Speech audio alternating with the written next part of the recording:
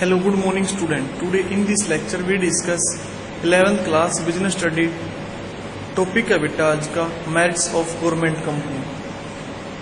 Government company के क्या merit है? फर्स्ट मेरिट है बेटा easy formation. There is no need for separate legislation of parliament for this formation, यानी इसके फॉर्मेशन के लिए अलग से कोई लेजिस्लेशन की रिक्वायरमेंट नहीं होती। गवर्नमेंट क्या कर सकती है बेटा, इसको स्टडीज आसानी से कर सकती है। नेक्स्ट है बेटा operational autonomy.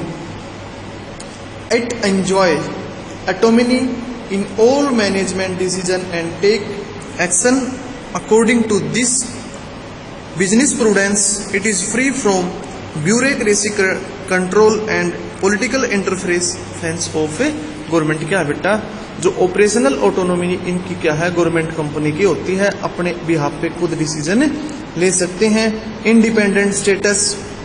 It has a separate legal entity apart from government, so it can carries on business activities like any other private company. बेटा इसका जो स्टेटस होता है वो क्या होता है, इंडिपेंडेंट होता है। कोई सरकार आए, कोई पॉलिटिकल पार्टी आए, कोई पॉलिटिकल पार्टी जाए, बट ये क्या होती है बेटा, इंडिपेंडेंट स्टेटस की होती है। नेक्स्ट है बेटा prevent unhealthy business practices. This company provide good quality product at reasonable price. It helps to control the market and reduce unhealthy business practices. ये क्या करती है बेटा, रीजनेबल प्राइस पे गुड क्वालिटी प्रोडक्ट है वो सप्लाई करती है। नेक्स्ट है बेटा लिमिटेशन। फर्स्ट लिमिटेशन है freedom only in name. As government is the majority share holders, it exercise control over affairs of company and provision of the company. बेटा नाम के कारण इनकी फ्रीडम होती है, लेकिन वाक्य में इनको कोई ज्यादा फ्रीडम नहीं दी जाती है। ठीक है बेटा। नेक्स्ट है lack of accountability. According to this limitation, as it's financed by government, it should be accountable to the government. ये किसके प्रति रिस्पॉन्सिबल होते हैं बेटा, अकाउंट के। However it is not answerable directly to parliament due to ineffective government control. कि directly parliament के प्रति रिस्पॉन्सिबल नहीं होती है। Defeat of main purpose.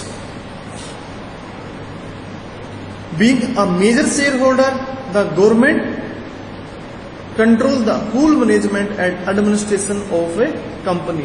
It defeat the main purpose of registering its under company act. क्या बेटा, ये defeat है जो मेन पर्पज है उसको, इनका ये अपना ऑब्जेक्टिव पूरा नहीं कर सकती।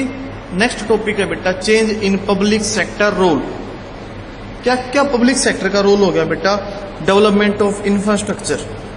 Infrastructure refers to all such activities which needed to provide different kind of services like financial institutions, road, transport, education, health।